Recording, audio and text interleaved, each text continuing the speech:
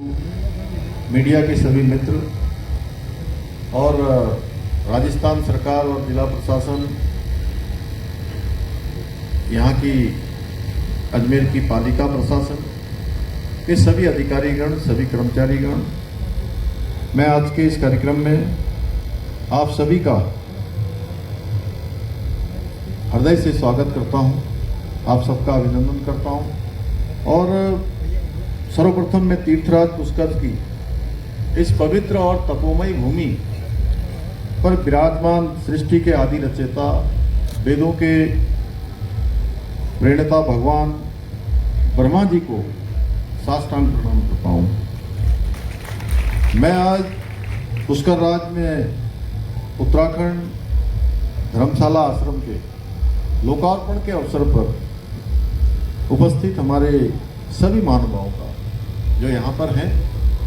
और जिन्होंने इसके निर्माण में योगदान दिया है, और साथ में आज का ये विशेष कार्यक्रम जहाँ तड़ागी जी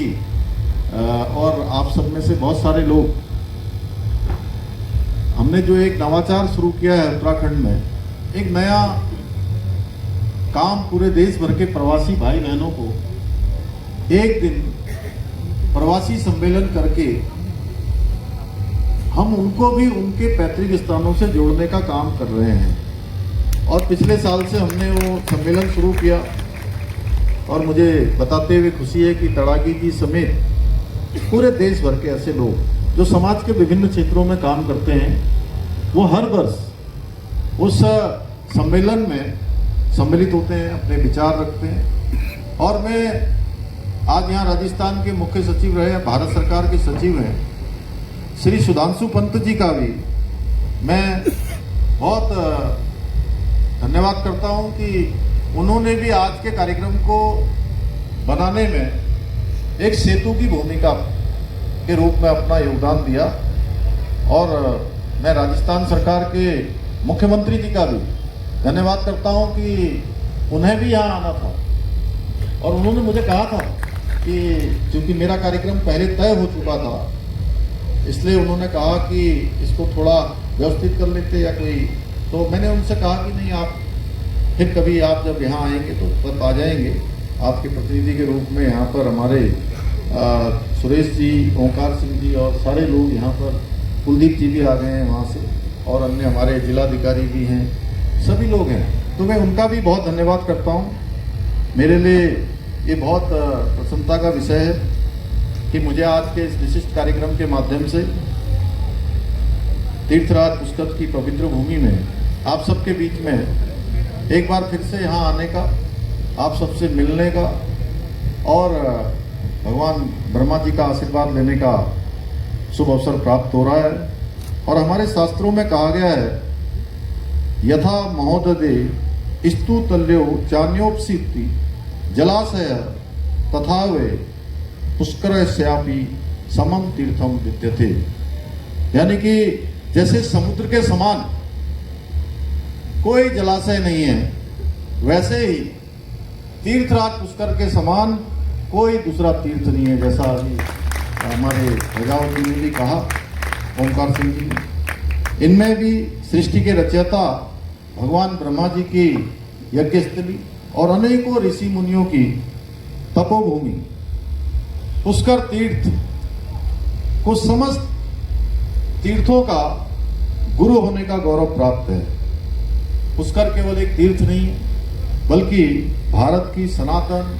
आध्यात्मिक जो संस्कृति है कि उसकी वो अनस्वर ज्योति है जो युगों युगों से मानवता, धर्म, तप, त्याग और सद्गुणों पर चलने की प्रेरणा देती है। चार धाम यात्रा का पुण्य भी, जैसा अभी यहाँ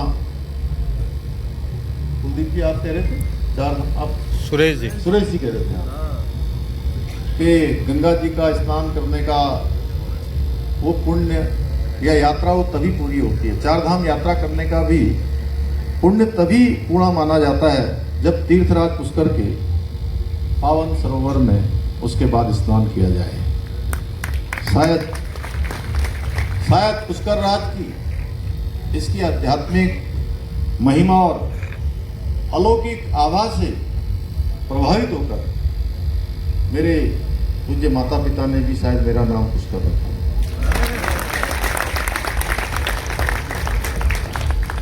मुझे इस समारोह में आमंत्रित कर इस दिव्य धरा को प्रणाम करने के लिए मैं यहाँ के पूरे अजमेर ट्रस्ट के, हमारे तड़ागी जी का, समस्त पदाधिकारियों का और सभी आयोजन करने वालों का मैं और अपने सभी अजमेर वासियों का, हमारे उत्तराखंड के सभी प्रवासी भाई बहनों का हृदय तल से आभार व्यक्त करता हूँ और मैं आप सबका भी बहुत साधुवाद करता हूँ। मैं अपनी बेटियों का, जिन्होंने ये सैकड़ों सैकड़ों किलोमीटर दूर रहकर भी उत्तराखंड की संस्कृति को, हमारा एक पिछोड़ा, हमारी ये जो नथ और गलोबंद, अब नए जो बच्चे हैं धीरे धीरे पहले इस हमारे पहनावे से, हमारी वेशभूषा से, हमारी संस्कृति से जो दूर जा रहे थे, अब फिर से वो अपनी संस्कृति की ओर वापस जा रहे हैं। और मैं केवल यहाँ नहीं, मैं ओमकार सिंह जी, मैं लंदन गया आज से लगभग 2 साल पहले, मैं दुबई गया, मैं अबू धाबी गया और देश में तो जितने शहरों में मैं जाता हूँ तो मुझे उत्तराखंड की जितनी बहनें मिलती हैं, जितनी बेटियां मिलती हैं, वो सच में, और बहुत सारे लोग, जैसे आज वो टोपी वाले देखे सब दिखाई दे रहे हैं आपको, ये उत्तराखंड की संस्कृति के जीवंत उदाहरण है, ब्रांड एम्बेसडर है, जो उत्तराखंड की संस्कृति को आज पूरे विश्व के अंदर ले जा रहे हैं। हमारे प्रधानमंत्री जी ने एक टोपी पहनी थी, आप सबको याद होगा, 26 जनवरी 2022 को, और उसके बाद ये टोपी भी आज पूरे विश्व के अंदर एक अलग पहचान इस टोपी की बन गई है। मैं अपनी बेटियों को, अपनी माताओं को, बहनों को, सबको बहुत बहुत प्रणाम करता हूं कि आप सब देवभूमि उत्तराखंड की संस्कृति और इस विरासत को बहुत सजाने का बहुत शानदार काम कर रहे हैं। और यहाँ आकर मुझे आप सबके बीच में ऐसा लग रहा है जैसे मानो मैं राजस्थान में नहीं हूँ। और अभी ओमकार सिंह जी बोल रहे थे तो जैसे एक पहाड़ी आदमी बोलता है एकदम ठेठ, बिल्कुल। मैं तो सोच रहा था कि आप पता नहीं वहीं ज्यादा रहे हैं क्या पहले।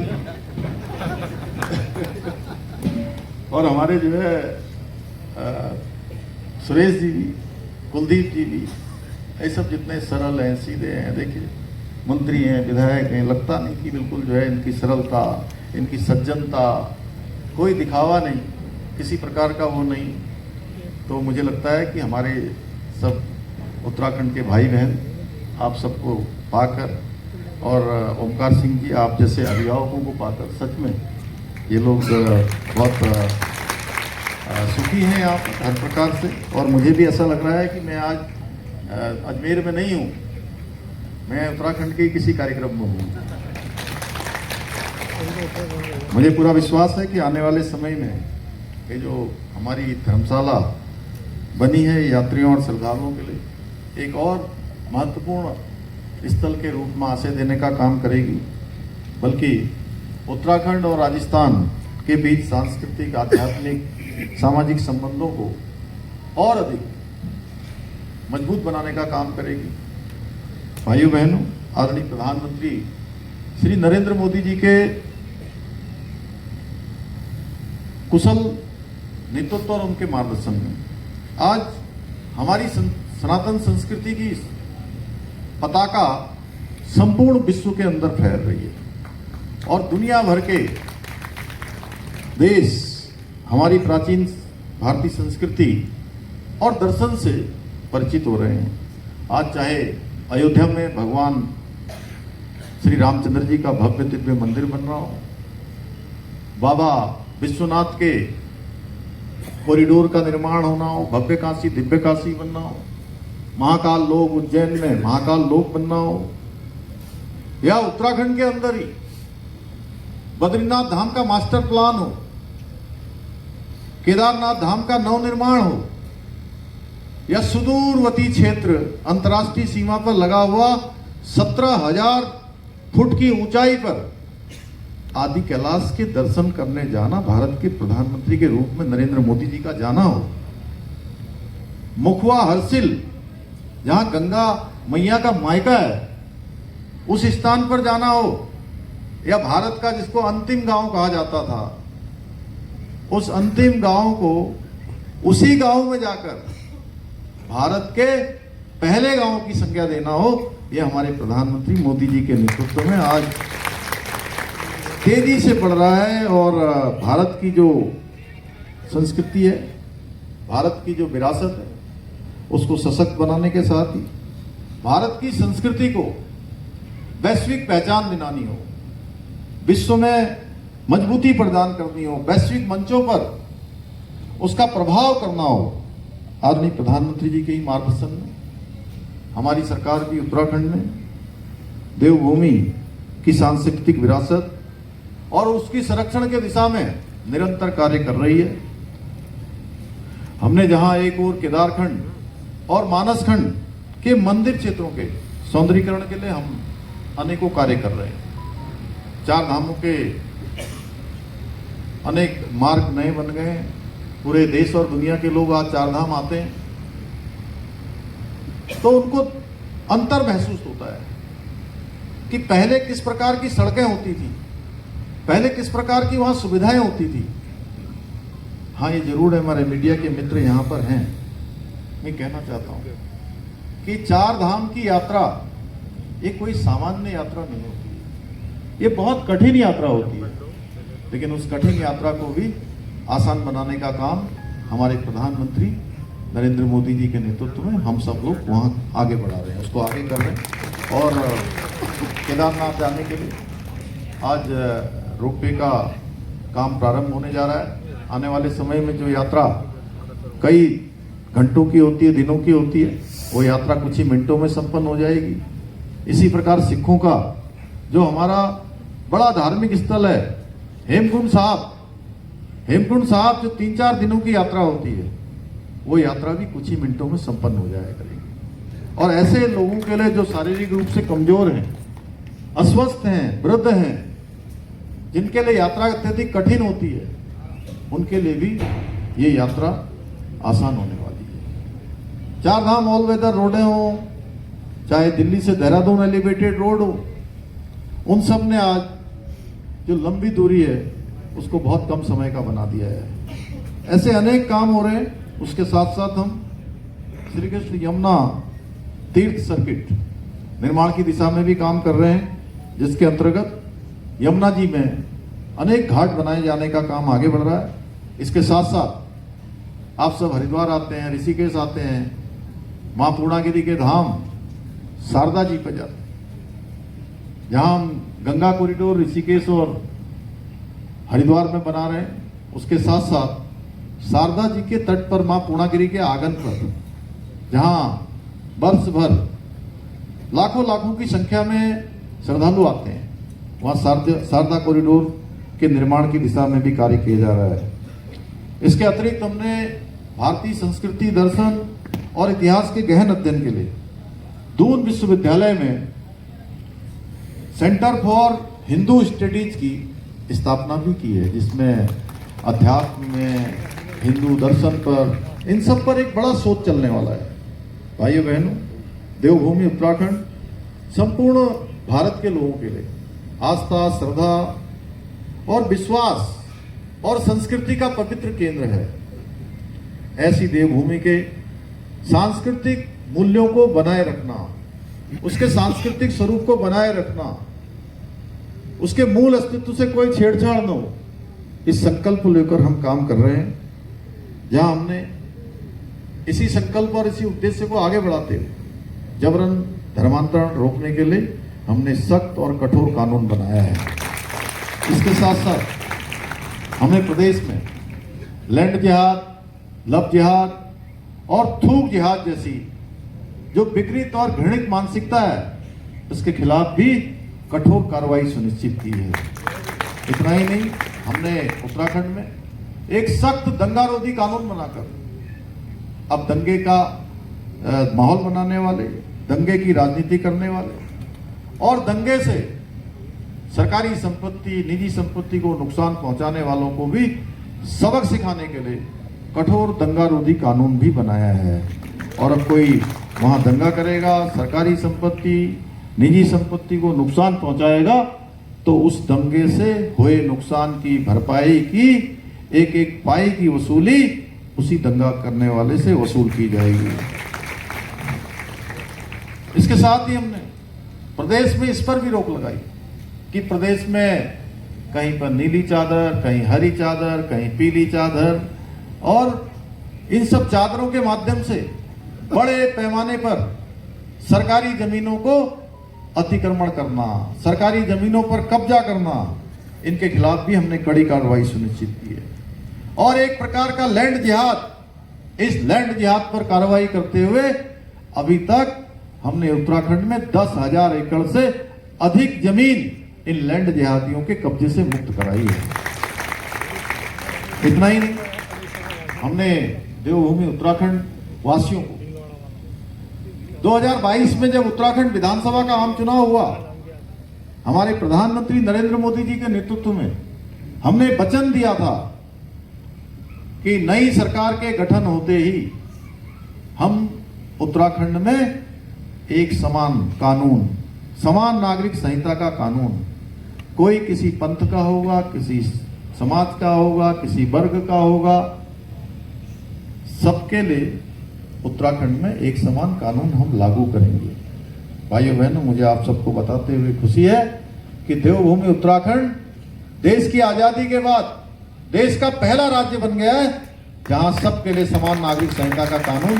लागू हो गया है। भाइयों बहनों, हमने उत्तराखंड में पनप रही विभाजनकारी मानसिकता पर अंकुश लगाने के लिए राज्य में नया कानून लाकर मदरसा बोर्ड को भी भंग करने का निर्णय लिया है, समाप्त करने का निर्णय लिया है। अब उत्तराखंड में संचालित सभी विद्यालयों और मदरसों में सरकारी बोर्ड द्वारा निर्धारित पाठ्यक्रम ही पढ़ाया जाएगा। हम देवभूमि में किसी प्रकार की भी कबीलाई मानसिकता को पनपने देना, अलगाववादी के गतिविधियों का केंद्र बनाना, बल्कि ये हमारे यहाँ बिल्कुल किसी भी कीमत पर स्वीकार योग्य देवभूमि में नहीं है, बल्कि ज्ञान और संस्कार के मंदिर स्थापित करना हमारा उद्देश्य है। हम बच्चों को नई शिक्षा के माध्यम से संस्कार और संस्कृति